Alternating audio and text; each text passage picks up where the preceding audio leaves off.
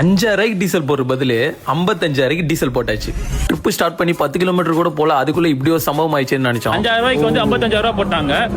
அதுவும் வந்து credit card நீங்க எல்லார்கிட்ட வாங்கி கொடுங்க, எல்லாரும் வாங்கி கொடுத்துன்றாங்க. இவர் ஒருத்தர் கிட்ட போய் வாங்கிட்டு இருக்காரு.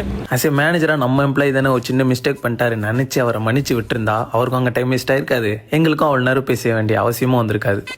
கொடைக்கானல் போலான்னு பிளானு கிளம்பி பெட்ரோல் பங்க்ல டீசல் போலான்னு வந்தோம். நம்ம ஆள் ஒருத்தர் என்ன பண்ணிட்டாருன்னா 5,000 பே பண்றதுக்கு பதில் 56,000 சில்லரை வந்து பே பண்ணிட்டாரு. இப்பதான் காசு ரிட்டர்ன் நம்மளுக்கு ஜிபே பண்றாங்க. பட் எதுவும் பெருசான இருக்காம 50,000 ஜிபேல வாங்கிட்டு அங்கிருந்து கிளம்பியாச்சு.